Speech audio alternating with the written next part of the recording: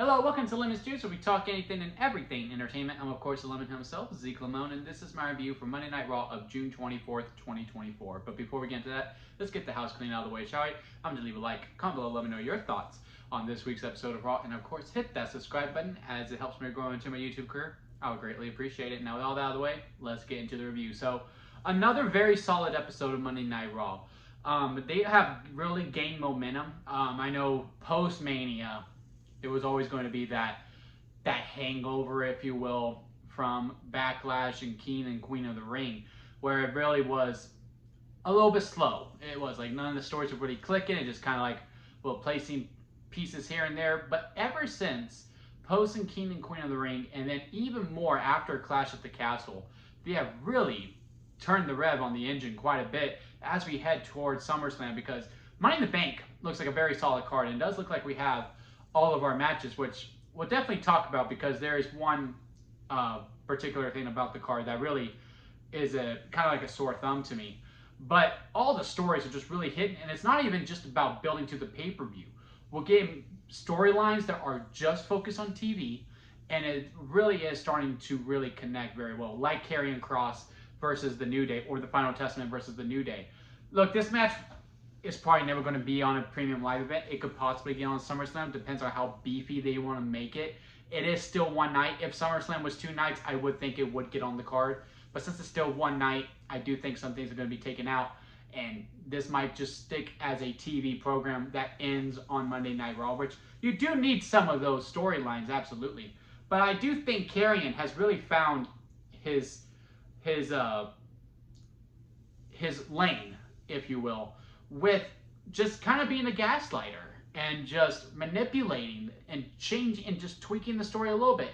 How last week he was going, look, I know Kofi's going to accept it, but I would like for it to be you, Woods, because I know me and you got some history there, but I know Kofi can't handle it. And then Kofi does insert himself in it, and Xavier is kind of looking at him funny. I'm like, are we really about to do this? Are we really might break up the New Day?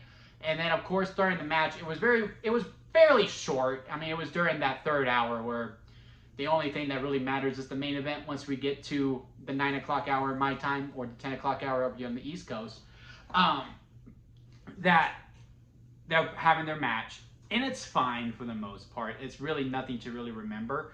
But the post-match angle, or during the match angle, you see Paul Eric showing Kofi that the Authors of Pain are destroying Xavier Woods, and then that's how Karrion Kross is to get the win. And now you got to think, okay, now we'll build 2 Woods versus Kross, and how does that go for the New Day? If Woods does beat Kross, maybe does Kross let him win to give him that confidence and then breaks him up? What is Karrion Kross's end game here? I'm actually starting to get invested in the Final Testament a little bit. They just need better music, and the Author of Pains need to get some wins too. So yeah, that's building up very well. And I harp on the tag division, all 3 of them in WWE, very, very hard, especially the World Tag Team division, where it does feel like Awesome Truth is kind of just there. And I am part of the camp that was, look, it's probably time to get the belt off of the Awesome Truth. But I would be lying to say that every segment they're in that I do not find entertaining. I am very entertained whenever they're on screen, and the chemistry and the back and forth, like with Liv telling Truth, hey, give the Judgment Day a tag shot, it's for love, and R-Truth's like, you know what, Truth loves love, I'm gonna make that happen. And The Miz, who's been on commentary, who I thought did a very solid job on commentary as well with Michael Cole. I thought they had a very good back and forth. I wouldn't mind if Miz was to retire to go to commentary. I think he brings a lot of life to it. I actually really enjoyed him. But then he runs away from commentary, because then he has to deal with Truth, and they're having their back and forth about, look, you do not love the Judgment Day, and then he's like pouring out his heart to R-Truth, and Truth's like, I only love you as a friend. And I laughed, but I am part of the camp that thought it was time for them to be done. And again, this was a storyline that was just building up through Raw. And I do feel like I do see the end game now that the belts are off of Awesome Truth. Miz is going to go heel again and attack R-Truth.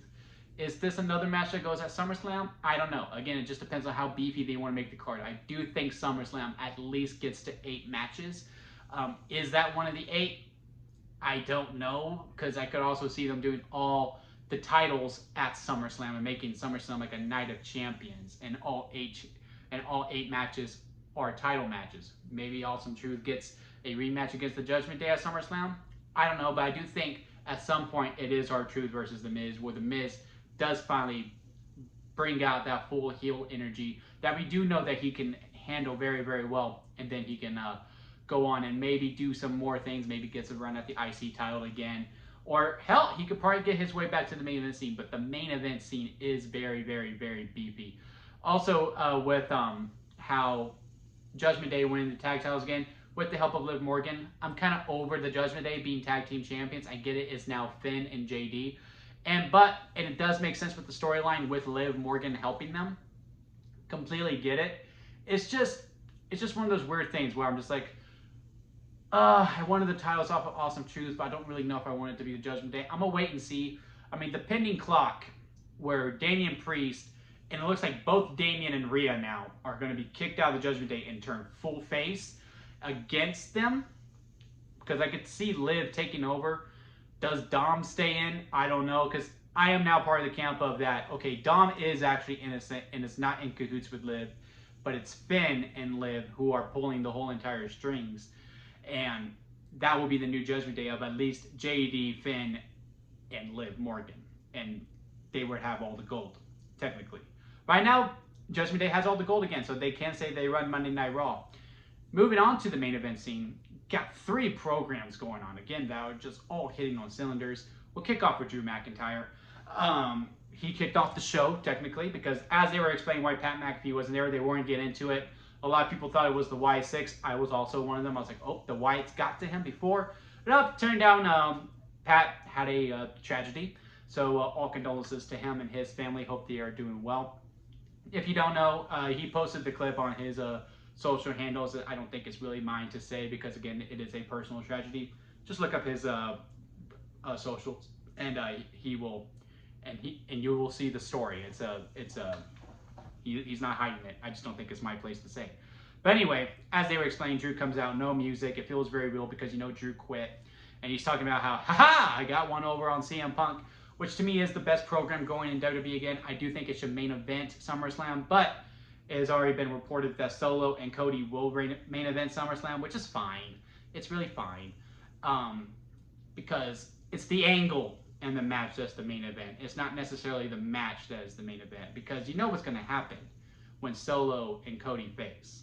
There's going to be a ref bump, there's going to be carnage, and either they're both going to be standing and facing each other, or they're both going to be on the ground, and we're going to hear the choir and the tribal chief will return. And it's going to be an amazing pop. That's why it's the main event. It's because Roman returns during that match, and his return is main event worthy. But anyway, Drew comes out, talking about CM Punk. I think that should be the main event of SummerSlam, Punk versus Drew, because obviously that's what we're doing. And Drew's like, I'm going to enter Money in the Bank. And I stole your bracelet that has your wife's name and your dog's name. It was cool to get a Larry chant because my legal name is Larry. So I was like, ha, they're cheering for me. They weren't. They were cheering for the dog. And they're going to be by my side while I do it. Now, will he win it? I don't think so. I do think he's going to make it next week because it's Sheamus versus Drew versus Ilya. It was probably supposed to be Ludwig, but he unfortunately got injured. We'll get more into that later. That Braun Breaker is going to cost Sheamus, right? Because Braun is on this, look, y'all keep messing with my matches, I'm going to mess with your matches, and I'm going to cost Sheamus his #1 contenders match, which is why I do think the IC title doesn't stay a one-on-one. Again, more on that later. And Ilya is just there to get pinned because I do think that was Ludwig's spot, because Ludwig unfortunately got hurt. And that doesn't hurt Ilya whatsoever, because his whole character is that he does have to get beaten down before he is fully charged up. So it's going to be fine. And Drew makes it. If Drew was to win, it would be pretty cool, because like, it'd be the most hypocritical thing and would work with his character perfectly. But I just don't think that's going to happen. I do think Punk returns at Money in the Bank, costs Drew when Drew is about to win the briefcase. He pushes him off and then won full throttle to their SummerSlam match. Very good promo. Really looking forward to it. Then we had the Uncle Howdy stuff. So during the men's Money in the Bank qualifier with Chad, Braun, and Bronson, which again was a fantastic match, Triple H has really found his footing with these multi-man matches. I mean, we had him with the tag divisions again. I'm glad we're getting slowly away from that. We haven't had a fatal 4-way number 1 contender match in a minute for the tag titles. But those matches were always good, right? Again, I don't need them every week. But when they do them, they're really, really good. These Money in the Bank qualifiers have all been triple threats, and I don't think there's been one miss. All of them have been very, very entertaining. And Chad getting the win, which kind of shocked me, I'm not going to lie. I wanted Chad to go in, and I am pulling for Chad to win Money in the Bank because I do think it's going to help his character, and it's going to justify all his future losses that he does. Because he can lose and lose and lose again, but it doesn't matter because he's protected because he has Money in the Bank. He cashes in, he wins the title, he's good. So I'm pulling for Chad Gable. But I must say, I am sad that we will not see a tsunami from the top of a ladder. That's a spot I really want to see in the future. But hey, it is what it is. I do think this is Chad's time. I know everyone's saying Jey Uso is going to win. If Jey wins, that's fine as well. I just think it benefits Chad Gable more because, one, he's a heel. I think Money in the Bank helps a heel more than it does a face. And also, I just think his character work, he deserves it. He has done a lot. And it would actually elevate him. Jey Uso, I don't think Money in the Bank elevates him whatsoever. I think he's fine on his own. Money in the Bank, I do think, will help out Chad Gable. But anyway, after that match, Chad is, celebrating. He's won, blah, blah, blah. The lights go out. And here's the Wyatt Sick. You hear the first chord of the piano from Shatter. And it's just Nikki Cross, her sister Abigail, does the crawl. She has it down to a T. Like, she has that crawl down perfectly and the walk down perfectly. She goes out, gives Michael Cole a gift while she killed 2 security guards. Wrestling security sucks. Goes away. It's a VHS. Michael Cole goes, we're going to do this to production truck to see if we can get this going. They got it going, and we got this interview between Uncle Howdy and Bo Dallas. It was one of the best promo segments that I've ever seen. I mean, justifying why you are doing this. Because they faced it head on. It's like, look, some people will think you're exploiting your brother for doing this. And him explaining, like, no, this is the best way to honor him. And I also like how it was in the setting of the Firefly Funhouse. I also like how the cutting and how they were getting closer and closer together because they are the same character. Oh, man, I'm getting chills thinking about it again. Again, it's just about keep it creepy, but not spooky. Do not go full supernatural. I know it's an interview with yourself. Look, everyone talks to themselves quite a bit. And wrestling is an art form. This is just a form of it, and this is also just to justify while they're doing it.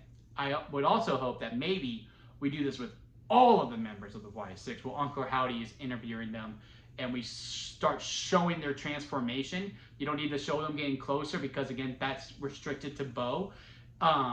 Or will he be going as Taylor in this coordination? Maybe he's not Bo Dallas. Maybe he is Taylor Rotunda. But anyway, you don't need to show them getting closer.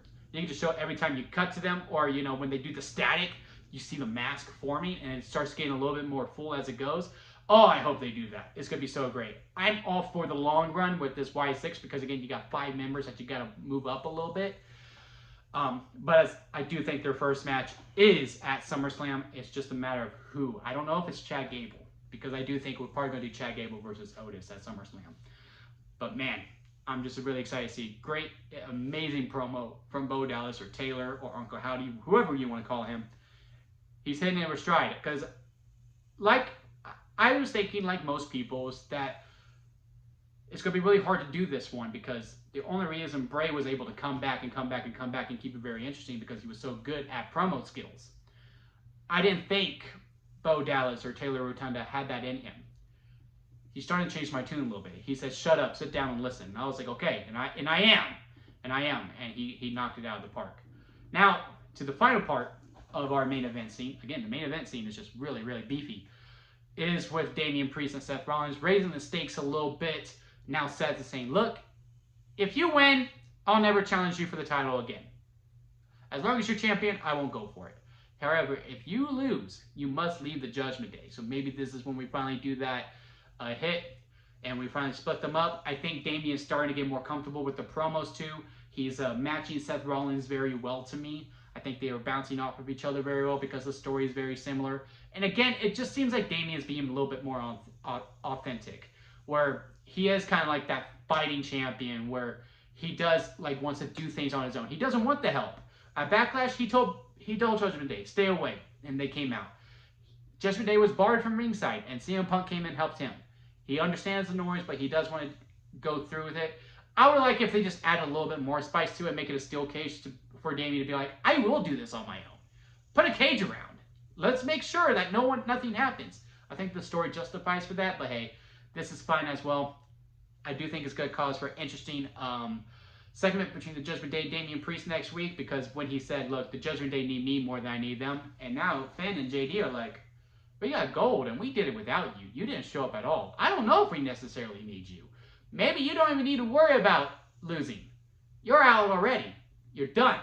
And get out. So really interesting stuff there. Very good promo segment. Just everyone was kicking it out of the park. The roster is just really starting to get going. And now we'll finish with the women's division. I'm very happy the women's tag team titles were at least showcased. Again, it's all about brick by brick, building up, building up, building up. And yes, the match was relatively short, but again, at least the champions were showcased and they got the win. And then Damage Control came out. Looks like that's going to be a program. I do think we still got Shayna Baszler and Zoe Stark on the back burner. Zoe has her Money in the Bank qualifier next week. So she'll lose that, obviously. I don't remember who was all in it. It was Zoe. I don't remember the other two, but I do not think Zoe's going to win, because I do think they'll probably do on the pre-show, unfortunately, the women's tag division of Alba Fire and Allar Dawn versus Shayna Baszler and Zoe Stark. Man, who were the other two that were announced? I do not remember. I do not remember at all. But the other women's qualifier match for Money in the Bank was also, again, very, very good. Lyra Valkyria, Kairi Sane, and Shayna Baszler tore it down. Just this whole, all right, once you move, I'll move, you go, you here, you, and it was just constant, all three of them in it. It really did feel like a triple threat. Lyra getting the win. She's really killing it. I really do not know who's going to win the women's Money in the Bank ladder match. If Tiffany Stratton wins Friday, which I assume she does. I assume she does. Because I don't think, although storyline-wise, I kind of am intrigued by Jade Cargill winning, because start the divide between Bianca and Jade, and maybe Bianca does need to switch up a little bit and go heel. I do think it's Tiffy's time to go in. If she goes in and wins Money in the Bank, the qualifying match, I do think she wins the ladder match. But I am pulling for Chelsea Green, because I do think the Money in the Bank would just elevate that character to a T, and she can hold it for a long time. She could honestly be the first woman to cash in at WrestleMania, and it would make sense.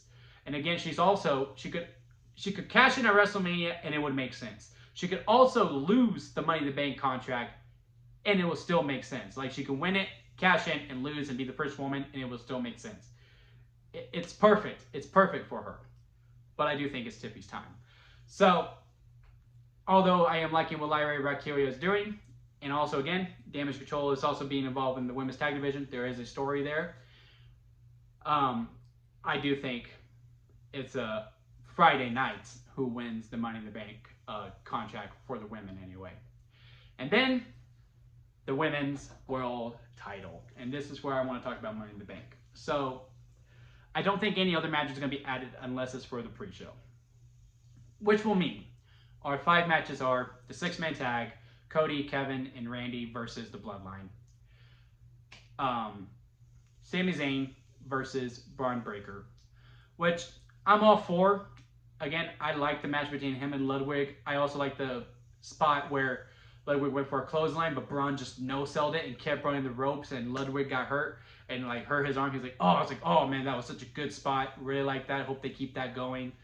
Unfortunately, Ludwig most likely got hurt for real during the segment when Sheamus came out, which again was great because it really did feel like, oh my God, Ludwig got the better of Braun, and Ludwig is doing great with this climb with his character, and then Sheamus comes in and pops him, which is why I think Braun's going to cost Sheamus. And the IC title match will not stay one-on-one, and it will become a triple threat or fatal four-way, depending on if Ludwig is healthy or not. We'll see next week, or we'll keep an eye out for the reports that I am sure are to come out later on, either today or later this week. We got that. We got the world title match, and then we got our 2 Money in the Bank ladder match. That's the 5. Triple H has made it very clear that's his pocket. 5 matches for the PLE, which I I am now full. Back in with Backlash and Keenan Corey in the ring, I wasn't very sure. I gave both PLEs a chance. I like it. I think I like how it brings competition out of everyone, because I do think the only way to keep this momentum going is to not just go against the competition, AEW, but also to make competition within your company as well, to give people something to fight for. When, you know, PLEs is that everyone was able to get a payday, which is great. I'm glad everyone was able to get paid. But when there's no competition and it's just like, you're just expected to be put on the PLE because like, oh, I worked hard, then, you know, the stories ain't going to be that great. Now that everyone is really fighting to get on that card, to get that payday, and there's only 10 bodies, at least, depending on how many people are in each match, because there's only 5, so at least 10 bodies, it makes it harder. I'm all for it. But the fact that there is no women's world title match, not even because it's Liv, but also Bayley.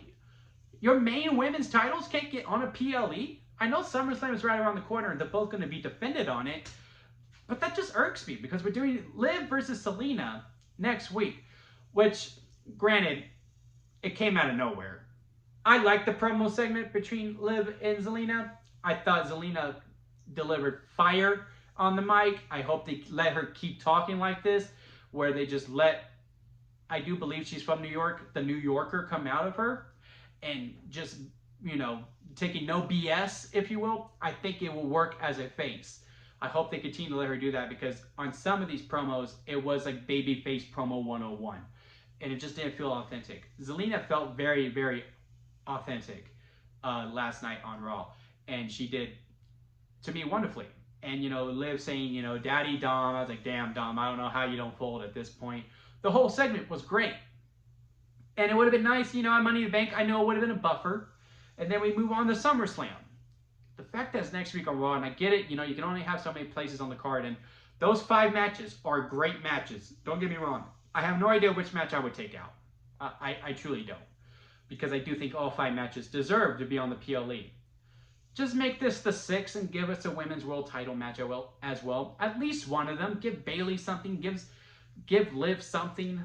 Let's not have it on Raw. It's going to be a great main event, because hopefully it closes. Hopefully it closes next week on Raw. And, you know, they get a good 20 minutes and Zelina can really show something, and it could be great. I just really wish it was on the PLE. But overall, I really like this episode of Raw. I thought it was great. Comment below, let me know what your thoughts on it all of it. Like this video if you did enjoy it. And again, hit that subscribe button as it helps me go out to my YouTube career. I would greatly appreciate it. And don't forget to squeeze the day, guys. Life is too short, so make sure you squeeze every opportunity that is presented in front of you. And until next time, I'll see you here at Lemon Studios.